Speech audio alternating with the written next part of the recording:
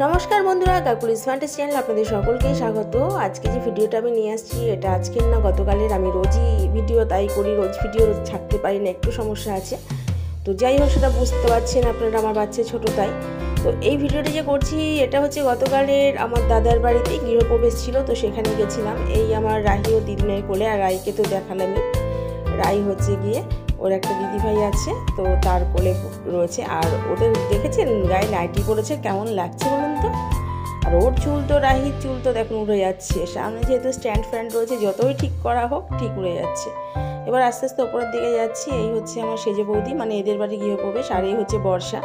বর্ষাকে তো আপনারা সবাই জানেন বা চেনেন, আমার শেষদার মেয়ে আর কি। তো এই হচ্ছে গৃহপ্রবেশের পুজো চলছে এখানে। ব্রাহ্মণ দুঃখিদা পুজো নিয়ে ব্যস্ত। এইবার যজ্ঞ করেছিল, তো যজ্ঞের আগুনে জল ঢালছে। চারিদিকটা একটু ঘুরে ঘুরে দেখিয়ে দিচ্ছি যে পুজোর ঘরটা খুব বেশি বড় না, কিন্তু সুন্দর করেছে বেশ বাড়িটা, মানে ছোট্টখাট্টোর মধ্যে এত সুন্দর বাড়িটা করেছে বলার মতো না।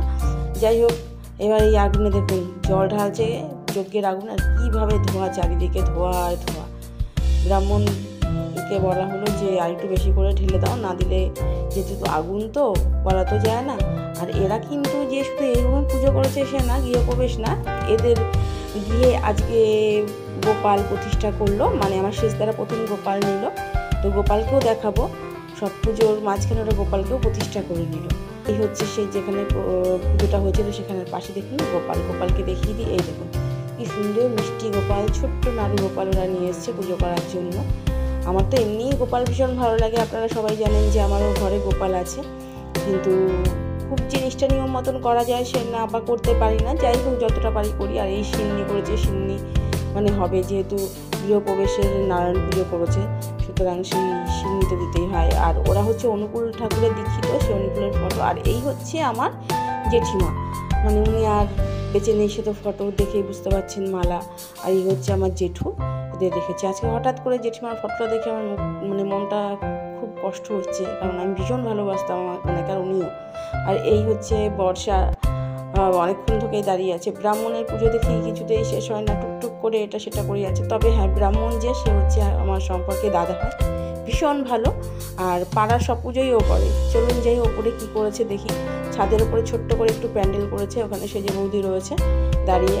ও এখানে আবার ওরা খাওয়া দাওয়ার ব্যবস্থা করেছে, কারণ অনেক লোককে এবার নিমন্ত্রণ করেছে, তো সেখানে লোকজন আসলে তো খাওয়ার একটা ব্যবস্থা করতেই হয়, তাই চেয়ার টেবিল সবই করছে। শেষদা রয়েছে সঙ্গে হাত লাগাচ্ছে। আর আপনাদের একটা কথা মানে বলা হয়নি আমার শেষদা সম্পর্কে, শেষদা কিন্তু খুব অসুস্থ, মানে ও সত্যি ক্যান্সারের পেশেন্ট, আমার ভীষণ খারাপ লাগে। যাই হোক, এই হচ্ছে শেষদার শাশুড়ি, আর এর আত্মীয় স্বজন রয়েছে, শেষদার শালি সবাই রয়েছে। তো আমার দাদা এতটাই মানে অসুস্থ হয়ে পড়েছিল, কি বলবো আপনাদের। যাই হোক, দাদা আজ যে সুস্থ আছে, সুস্থ হয়ে নিজের বাড়ি বানিয়েছে, এটাই অনেক। আর এই হচ্ছে যেখানে রান্না বান্না চলছে, রান্না করছে আমার মেজে বৌদি।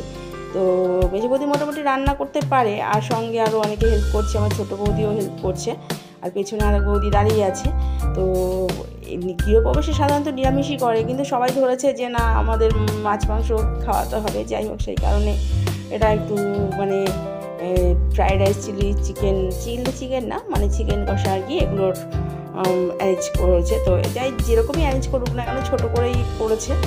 আর আমি তো বললামই দাদা অসুস্থ একটা পেশেন্ট, সে যে এতটা করেছে এই তো অনেক।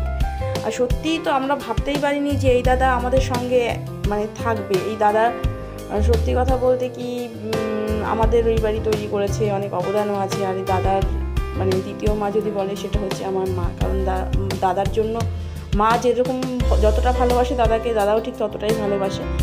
আর যাই হোক, আজকে আমরা সত্যিই খুব খুশি, বিশেষ করে যে এরকম একটা মানে সময় এসেছি যে আজকে নিজের একটা বাড়ি করতে পারলো এই পেশেন্ট।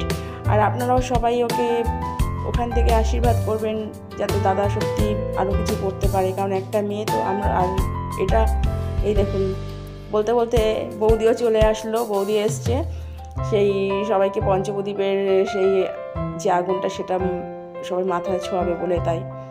যাই হোক, তো আপনারা দাদাকে আশীর্বাদ করুন, দাদা যেন আরও অনেক দিন বেঁচে থাকে আমাদের মধ্যে, আর সুস্থ হয়ে যায়। সুস্থ হয়ে গেছে অবশ্যই, কিন্তু মেয়েটা যেন আস্তে আস্তে বড় করতে পারে। কারণ দেখুন যে অসুখ, এই অসুখটা আমি জানি যে হয়তো পুরো মানে একবারে সেরে উঠবে না, কিন্তু তবুও বেঁচে তো থাকতে পারবে, এই হচ্ছে কথা। কারণ এর আগে আমার আরেক দাদা ছিল, সে আমাদের সঙ্গে নেই, অলরেডি সেই দাদাকে হারিয়েছি, আমার জেঠিমা জেঠু সবাইকে হারিয়েছি। আমরা চাই যে আমার দাদা যেন সুস্থ থাকুক। তো কথা বলতে বলতে ব্রাহ্মণের পুজোর দেখুন এই যে আরতি করছে, আরতি চলছে। তো আজকে আমি আর আমার রাহি এসছি, আর আমার মেজো বোন সে এখনও আসেনি, মানে ওদের মণিমা, সে বিকেলের দিকে আসবে। ওরা দেখছি ওর দিদিভাইকে পেলে, জানেনই তো বর্ষাকে ওরা খুব ভালোবাসে, বর্ষাকে ছেড়ে ওরা কিছুতেই থাকতে পারে না। আর এটা হচ্ছে বর্ষার মাসির মেয়ে, তাকেও দেখলাম আমার রাই ভীষণ ভালোবাসে, আর ওরাও বাচ্চা খুব ভালোবাসে, এরাও দেখি মানে কোলে টেনে টেনে নেয়। এই সন্ধেবেলা ওর মণিমা চলে এসছে, তো মণিমার সঙ্গে দাঁড়িয়ে আছে দুজন, মণিমার হাতে গিফট নিয়ে এসে, এটা নিয়ে শেষদার বাড়িতে যাওয়া হবে। যাই হোক, আরেকটা এর মধ্যে বলে দিচ্ছে, আমরা রাতে খেতে পারিনি, খাবার নিয়ে চলে আসতে হয়েছিল, কারণ এতটা গরম না, আমার মেয়েরা এত কান্না জুড়লো কি বলবো, মানে অসম্ভব কান্না জুড়েছে, কিছুতেই ওরা থাকবে না, রাখতেই পারছি না। তারপরে বাধ্য হয়ে বললাম সেজ বৌদিকে যে বৌদি আমাদের অন্তত একটু খাবার দিয়ে দাও, আমরা নিয়ে বাড়ি চলে যাই। যাই হোক, বৌদি দিয়েছিল, তো সেটা নিয়ে আমরা বাড়ি চলে এসেছিলাম। আর ওরাও তার আগে আসার আগে ওর মণিমার সঙ্গে ওই বাড়িতে যাচ্ছে। যাই হোক, আজ তবে এই পর্যন্তই রাখছি, নমস্কার।